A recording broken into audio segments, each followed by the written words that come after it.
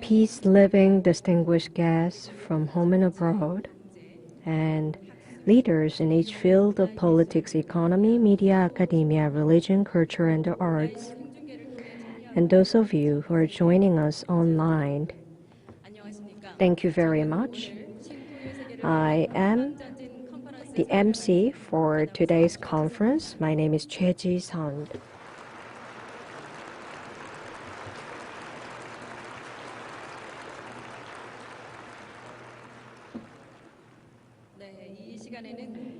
Today's conference is being hosted under the theme of freedom of religion based on universal human rights. I would like to extend my big appreciation to all the global leaders for participating in today's conference, in person and online. We welcome all of you who are actively participating in this conference as guardians of peace and new builders of peace, transcending tangible and intangible boundaries and barriers. Together, let's welcome all of us with a big round of applause.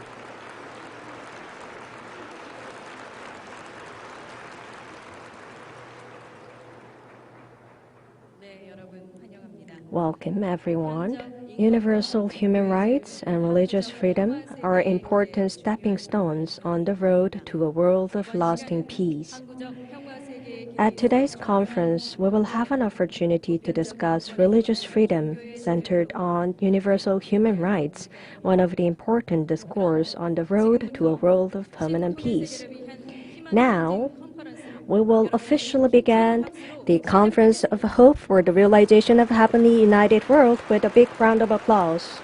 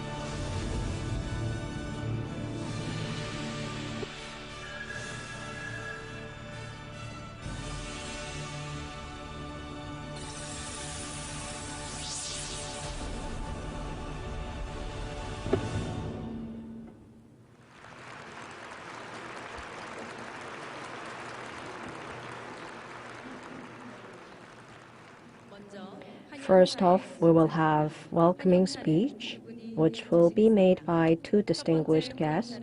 First, remarks will be made by Dr. Yoon Young-ho, the co-chair of the executive committee, the think tank 2022, and he's a director general of the UPF. And for the world of Korean Peninsula, he's been engaged in a lot of activities. Please welcome Dr. Yoon Young-ho with the warm round of welcome.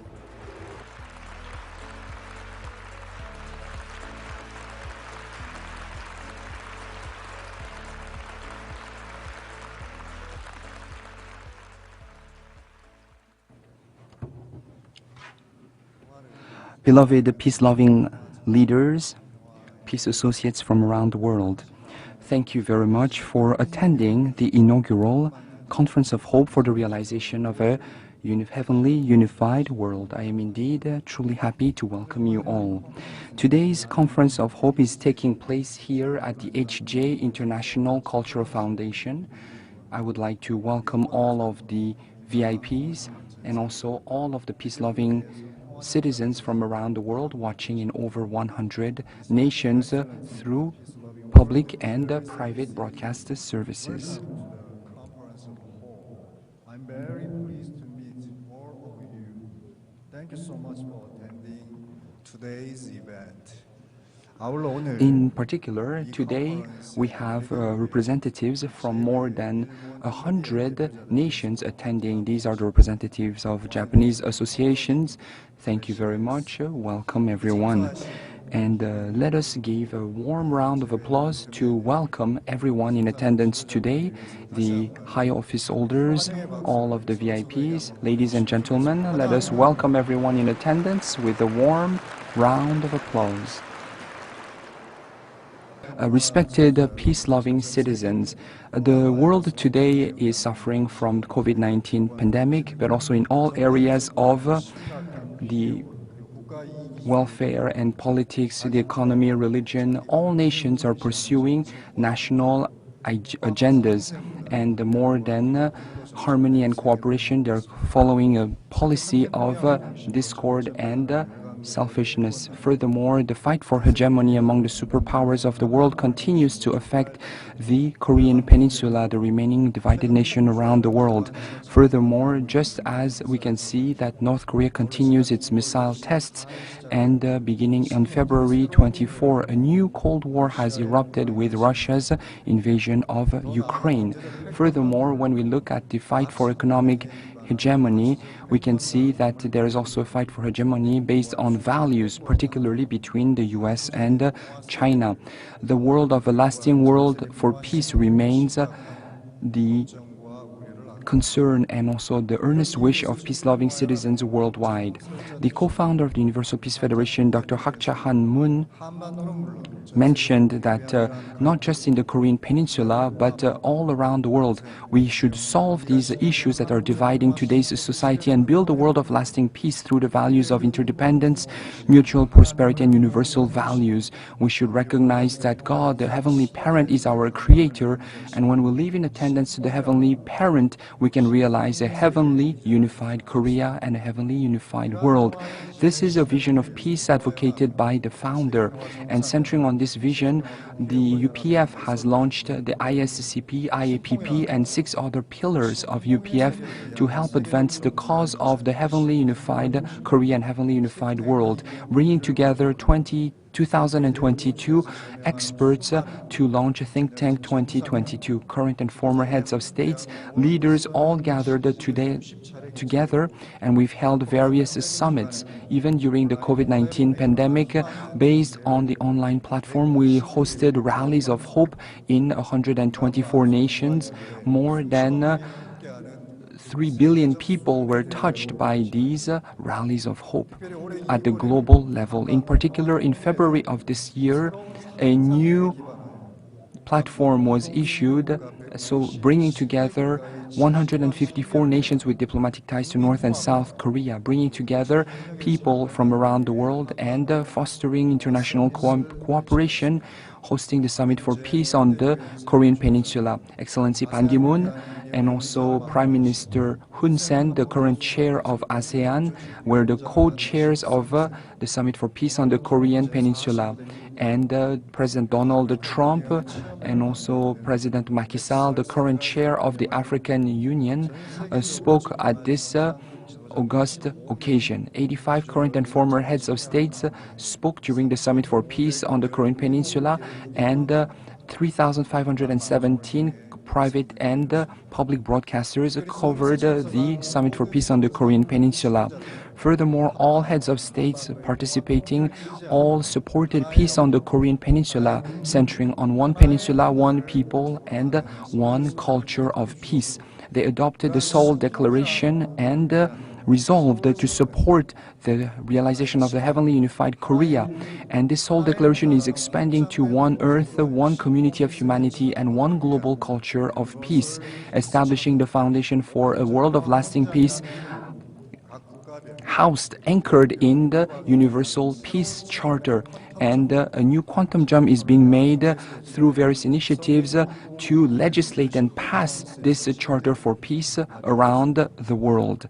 This Charter for Peace was adopted and proposed and supported during the August Summit and Leadership Conference. Right now, North Korea continues its missile tests, and also with regards to Russia's invasion of Ukraine, we can see the limitations of and the fractures within the international order. However, right now, many leaders around the world are advocating for reform of the United Nations to establish a foundation for a world of lasting peace. To that end, Think Tank 2022 Forum advocates the reform of the United Nations, but also to bring forward the most basic human rights, bringing a new vision based on the Universal Peace Charter. And that is why today, from a macro perspective, we're launching the Conference of Hope for the Realization of a Heavenly Unified World. In particular, when we speak of human rights, the most basic, the most fundamental human right would be religious freedom.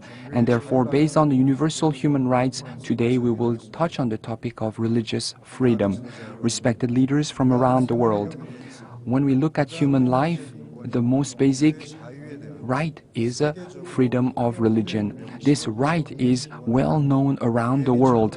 In 1945, the United Nations, during the General Assembly, they adopted the Universal Declaration of Human Rights.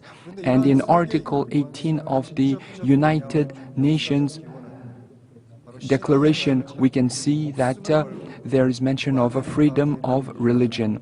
In particular, this traces back its roots to the Pilgrim Fathers who emigrated to the new continent in the 16th century in search of religious freedom. In 1578, 102 pilgrims sailed from the old continent of Europe in search of religious freedom and went to the North American continent. And 150 years later, in 1776, on July 4th, North America, 13 states declared independence from England. And in Philadelphia, at the Independence Hall, they signed the Declaration of Independence. In the Declaration of Independence, it is written that human rights are endowed with inalienable rights. These inalienable rights include the freedom of religion. Everyone is born equal, and God has assigned certain rights that are such as love, life, liberty, and the pursuit of happiness. Furthermore, humanity assembled to create a government to defend these rights, and the power of government, the authenticity of government derives from the people, respected leaders. Today, we can see that the Declaration of Independence influenced the Universal Declaration of Human Rights, and we can also trace the development of rights to the search for religious freedom. And the Universal Declaration of Human Rights was adopted universally in 1945 at the UN General Assembly.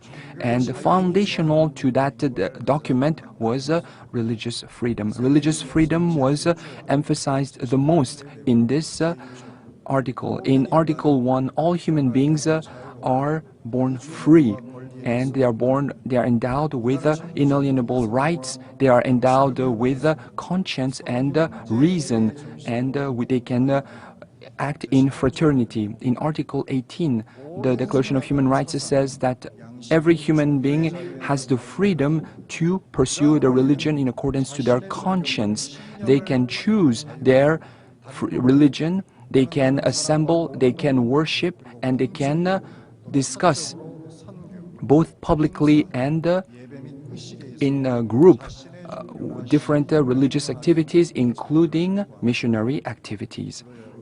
Beloved leaders, the Declaration of Universal Human Rights really emphasizes religious freedom, and this document has influenced the development of democracy around the world. It also embodies the values for which democratic nations are advocating. Both in the UK, in France, in Korea, in all around the world, we can see that nations share these values. And after World War II in 1945, in the Constitution of Japan, religious freedom is also mentioned in Article 3 of the Constitution.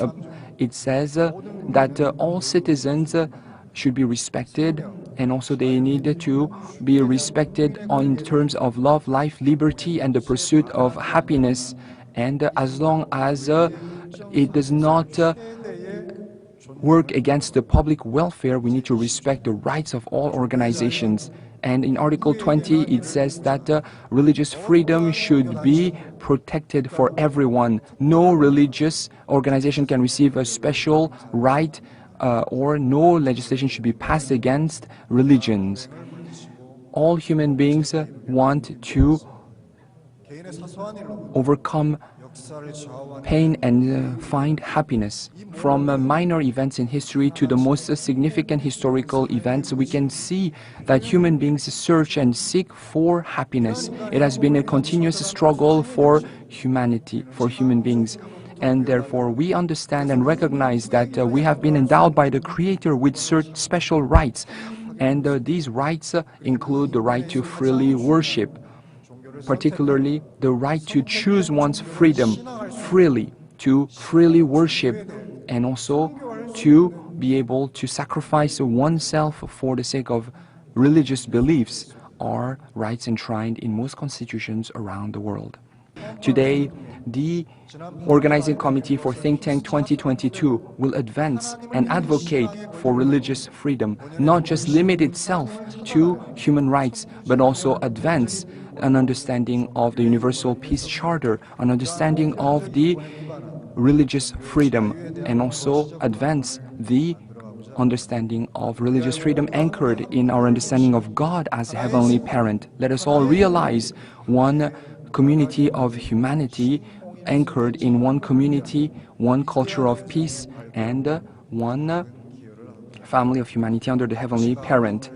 Thank you very much for taking time out of your busy schedules to attend today's special conference. I would like to thank all the speakers today, and in particular, I would like to recognize Dr. Massimo Introvigne, the co-chair of the Center for the Study of New Religions. He's come all the way from Europe to Korea. Let us welcome him with a warm round of applause.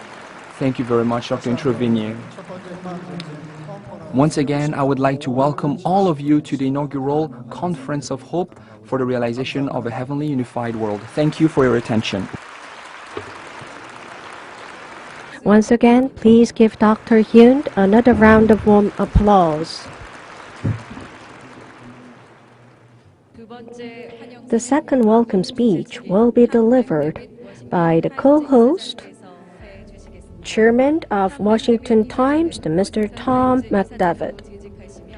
Tom McDavid, Chairman of the Washington Times, has made a great contribution to the development of the world press while serving as the Chairman of the Washington Times, and since the founding of the World Peace Journalists Association, he has devoted himself to spreading the good influence of the media industry. Please give a big hand.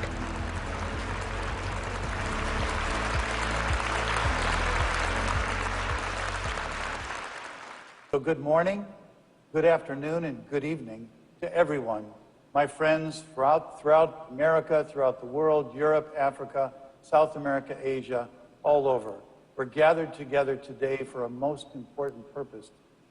In light of the attacks on religious freedom in China, Japan, and Middle East, elsewhere, the Washington Times Foundation and Think Tank 2022 are proud to convene this Conference of Hope for universal rights and religious freedom. The Conference of Hope will highlight human rights issues around the world as part of the missions of the Washington Times Foundation and Think Tank 2022, which is a Korean Peninsula reunification initiative that's truly innovative. We want to promote peace and security globally, especially in Korea and the Pacific Rim. The highlight of the conference today will be the introduction and adoption of the Declaration on the Universal Value of Religious Freedom. Quotes, "We call on all people throughout the world to stand firm against all forms of religious intolerance, prejudice, slander, and hate." Concludes the declaration, which will be signed by representatives in Korea, where you're sitting today, in Japan, with so many thousands of our friends and families watching this program, we love you dearly, and numerous countries all around the world. The declaration builds on the foundation of the Peace Charter, which was affirmed during the Universal Peace Federation Summit 2022 and the Leadership Conference in August, which advocated for a world culture of peace, a world of independence, mutual prosperities, and universal values. These ideas have incredible power, and we can implement them to change the world. At that time, in August, His Excellency, Prime Minister Hun Sen of Cambodia, encouraged all of the leaders there to reach out to parliamentarians throughout the world in order to mobilize the international community on matters of such consequence as human rights and religious freedom. So, ladies and gentlemen, today's lineup of distinguished speakers will underscore the importance of universal human rights and religious freedom at a time when many followers of the world's major and minor religions face persecution, intolerance, discrimination, and violence in many countries. It's unthinkable in the 21st century that this is going on. And in some cases, it's happening right in your neighborhood. The Conference of Hope for Universal Human Rights and Religious Freedom transcends political, religious, racial, and ideological boundaries.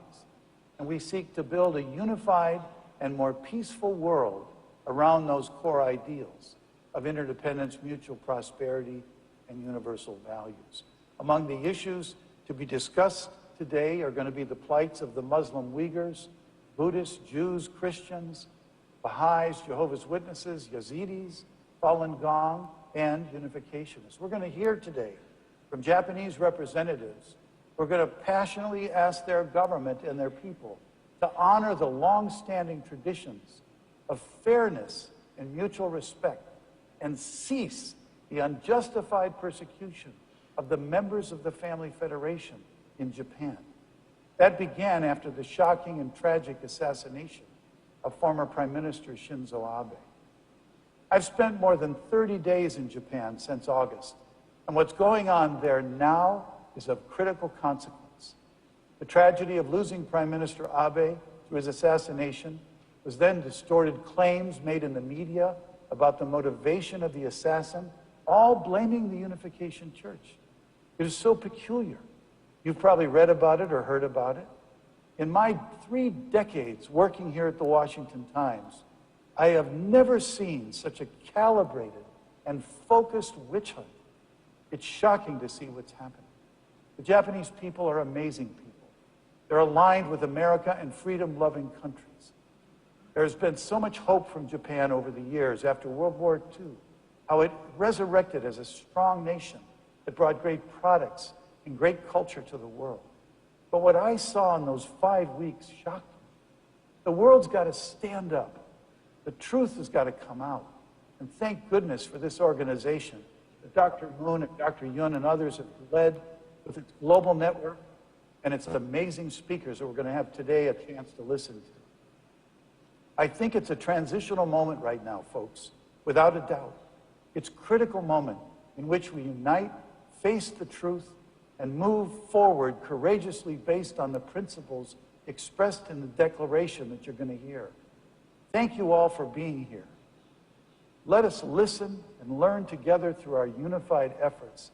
Let's make a difference in Japan and throughout the world. Like John Kennedy said when he went to Berlin during the Cold War, Ich bin ein Berliner. That's my heart. And I know that's the heart of many of us around the world. I'm an American, a proud unificationist, and the chairman of the Washington Times.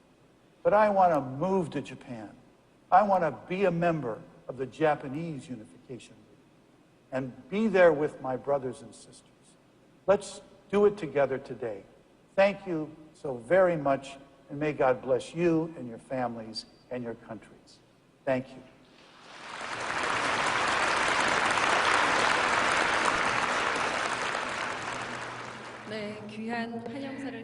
Once again, please give Chairman Tom McDavid of the Washington Times another round of applause for the really valuable remarks.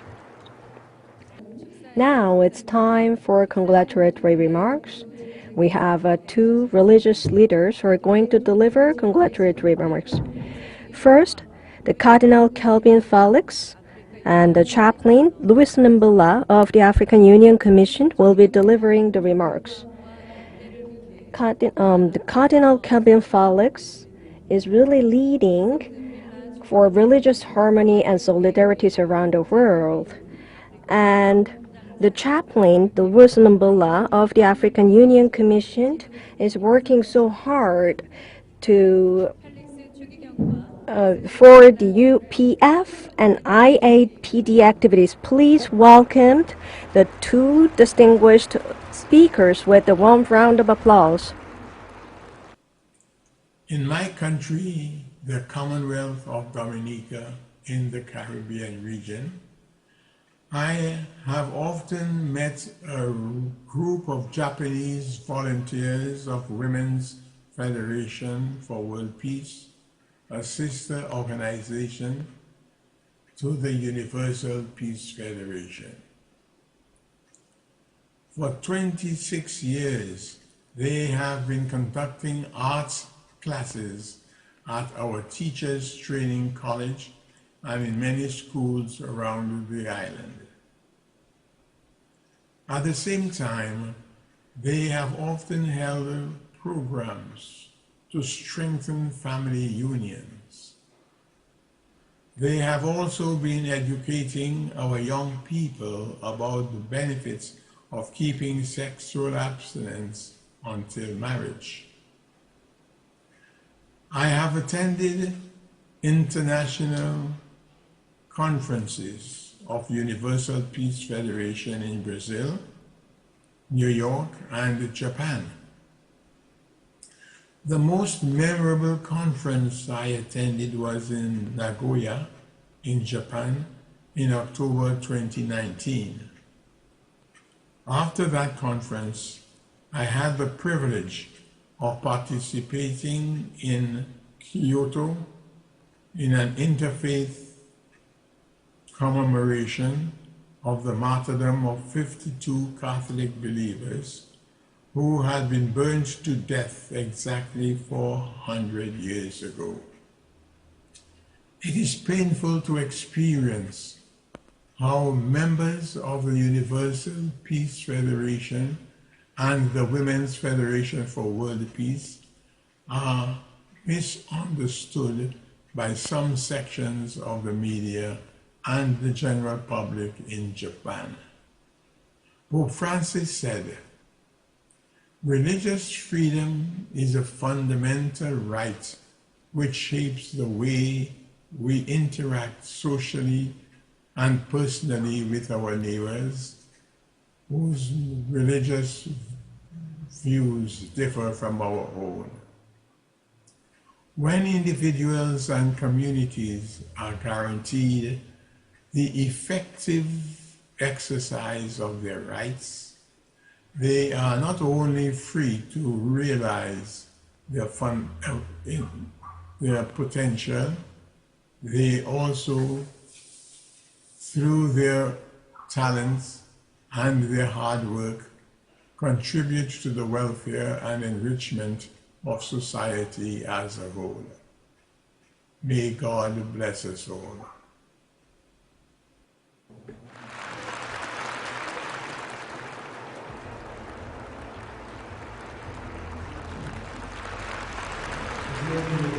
Mother of Peace, Your Excellencies, distinguished religious leaders, ladies and gentlemen.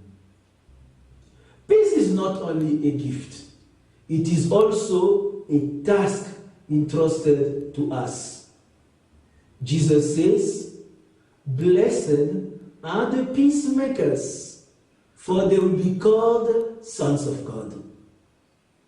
Bringing together peacemakers from all cultures and religious backgrounds, as UPF does, is by itself a great sign of hope for peace building in our broken world. World leaders can learn from UPF and should give a listening ear to the contribution of religious and spiritual traditions to the common good. Indeed, people and societies which dismiss the importance of spiritual values and moral guidelines are susceptible to lose their humanity and creativity. Finally, the world will never experience lasting peace if some members of the human family are denied their God-given right to worship freely and express their faith in a public manner. As a matter of fact, the human person is not just a mass of flesh, bones, and blood vessels. He or she does not live by bread alone, but is open to something greater, to the transcendent. Every person has the right to religious freedom. We should not be afraid of those who believe or worship differently from us and stop them from bringing their contribution to the establishment of a just social order. As Jesus says, whoever is not against you is for you. Have a blessed rally of hope. Thank you for listening. God bless you all.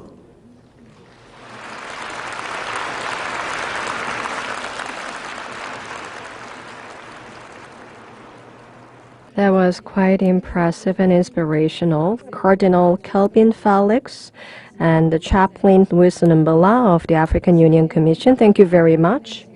Now we will have the peace performance to commemorate this significant conference today. The Little Angels will perform with great meaning and significance. Please welcome the Little Angels, our troupe, with a big round of applause.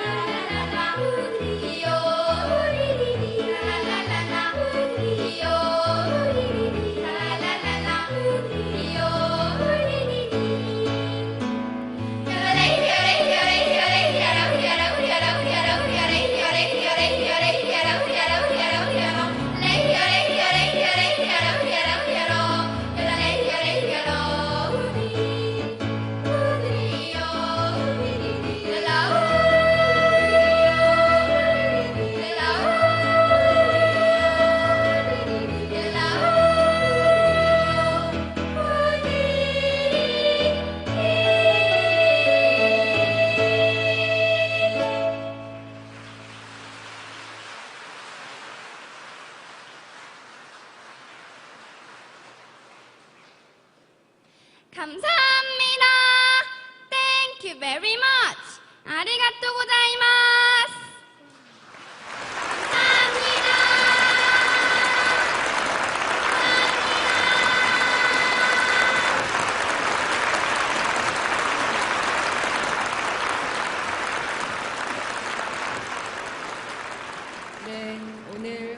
Those were really beautiful songs that are befitting well for today's conference.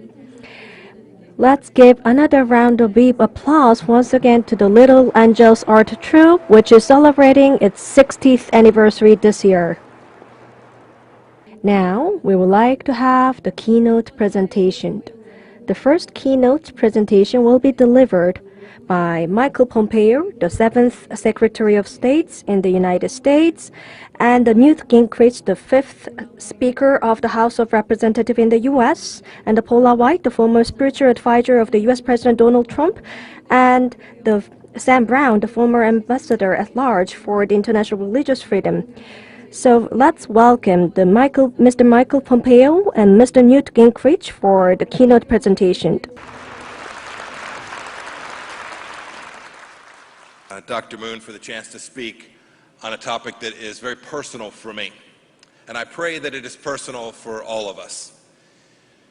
In the Trump administration, we made religious liberty around the world a central thesis of keeping America more secure and making more prosperity and security for people all around the world. We knew in our hearts that peoples that had the capacity to practice their faith the way that they wanted to, or choose not to for that matter, we knew that they were in a stronger place, that their institutions of family and their institutions of church and faith would be stronger, and therefore that nation would be more secure, and it'd present a little bit less risk to us in the United States. And so we tied what we knew to be true, the expansion of religious freedom around the world, the protection of persecuted minorities around the world, to our understanding how to keep Americans safe and to keep people safe all across this globe. I get asked all the time, these are high-minded ideas, Mike, how do I live them out? The attacks will be serious. They will be personal. They will come after you. It does not matter where you are. I gave some remarks once at a group of Christian counselors. You should know that the first attacks that I suffered as a result of that speech were from my lawyers at the State Department, who didn't think that people of faith, Christians, Muslims, Jews, Baha'is, didn't think a people of faith should live their life even in service to their country. I would suggest to you that as you're serving your nation, as you're serving your community, as you're serving your family and all those around you, that your faith is a central part of who you are. You should live it each and every day, and you should do so with the knowledge that there will be those who will think that's not just the right way to do it. Be strong. The other side, the pagans, as Speaker Gingrich described them, they know it puts them at risk as well. It's why they attack so hard. We could see this in everything that we did.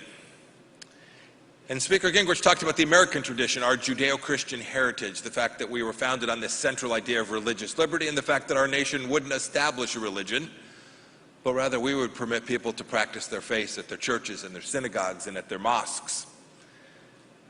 We know this idea holds true in many nations. I worked with a woman named Mary Ann Glendon. She's a professor at Harvard Law School.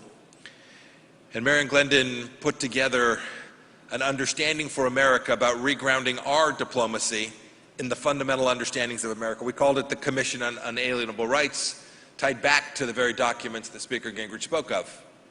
But it wasn't the commission that was important. It was the work that we delivered.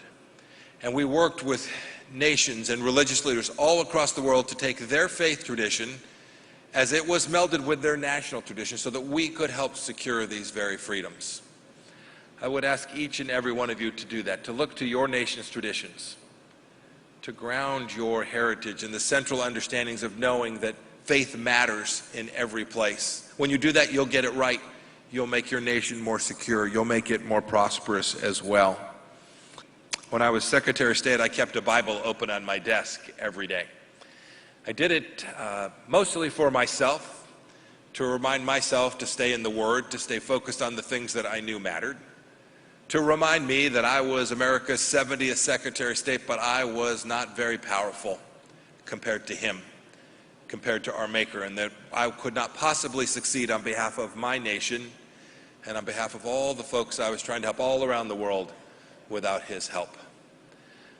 I also could see that people would come into my office and they'd see that I had a Bible on my desk. By the way, oftentimes these were people of no faith or from different faiths. I can't tell you how often they would remark to me or to someone on my team after they left me that while I was a Christian, they appreciated the discipline that I had, the openness that I had in my faith. And I often remembered being with leaders of every faith, and those who were serious, those who weren't secular, those who cared about their faith, were often people who were most committed to helping us all deliver on behalf of peace and prosperity all around the world. Religious liberty is at the center of what this very organization is doing today. Bless you all for holding this particular gathering on this particular topic. In the end, it will be faith in the Lord that will cause the peace to be as universal as we all pray that it can be. Thank you, and God bless you.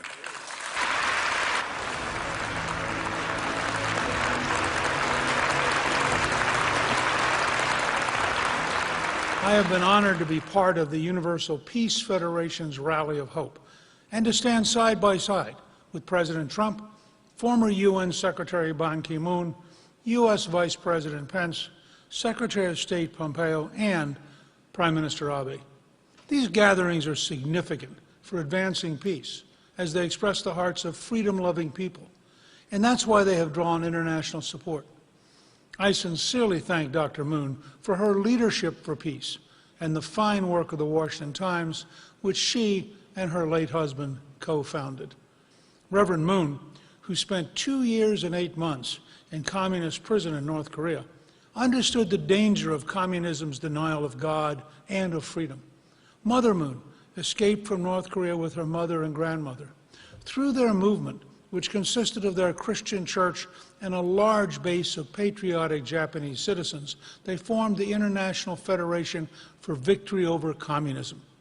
Through education on campuses and in public forums, the movement played a critical role in pushing back the communist threat. On that foundation, they met Prime Minister Kishi, grandfather of Prime Minister Shinzo Abe, who supported a strong Japan in alliance with America, with deep concerns about the threat of communism. A natural relationship formed between the Victory Over Communism movement, Mr. Kishi, and many members of the Diet, especially the Liberal Democratic Party, or LDP. This movement has been strongly supporting Japan's freedom, prosperity, and its role as a leader for peace and security. Various bad things have been said about the Victory Over Communism movement. However, those are mainly from pro-communist organizations, close quote. Through our research, we are seeing that many in the media are trying to dissolve the movement in Japan without any legal due process. We've also found that many are politically sympathetic to the communist or socialist, anti-religious, anti-America, and anti-Abe view. Some of the lawyers who are advising the government action participated in illegal deprogramming or defended unlawful deprogrammers in Japan. These so-called advisors are now calling for a suspension of the law and pushing actions that will violate Japan's commitment as a signatory to the International Covenant on Civil and Political Rights at the United Nations. Distinguished leaders, ladies and gentlemen, as we discuss the importance of security and religious freedom today, it is my heartfelt and deep conviction that every human should have the most basic right of religious liberty. One fundamental principle and truth is that our rights do not come from government. They come from God. It was with that spirit and belief as advisor to President Trump that I led the White House Faith and Opportunity Initiative, which established a faith-based office, our liaison, in every cabinet and agency, and worked hard to make sure that people of all faiths had a voice in their government. The President gave an executive order on advancing international religious freedom that solidifies America's own commitment to this critical issue.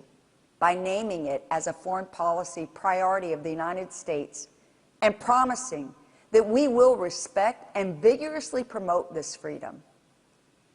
It is this deep conviction of standing for freedom, of religion, that has driven my life work of 38 years in ministry. With this in mind, I want to honor and encourage Mother Moon for her great work as a spiritual leader who loves the Lord and seeks to bring and comfort God's heart in all the conflict areas of the world. Religious freedom is a hallmark of an open society and a democracy. And the United States, Japan, South Korea, key democracies that must stand for religious freedom for everybody, everywhere, all the time. And I want to say, too, at this point in time, this is not one of those rights where you want to confuse it with theology. We're not talking about theology. This was in the 1948 UN Charter of Human Rights that the United States, Japan, South Korea, and virtually every country around the world signed on to. Religious freedom as a hallmark of these human rights. The right for you to do with your own soul as you see fit, or to change what direction you may choose with your own soul. And now, it really is the cornerstone to democracy and cornerstone to the other human rights.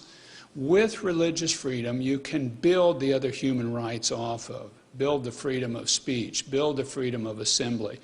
Most people around the world claim a faith of some type. About 80% of the world's population claims some sort of religious adherence.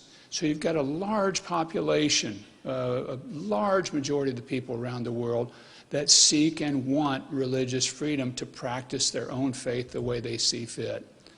And yet you have governments and authoritarian regimes pushing the other way, and in ways that are new and, I think, frankly, diabolical. Today, they will perform Popgo Tago, which expresses the teachings of the Buddha widely along with the sound of drums. Please welcome the performance team with a warm round of applause.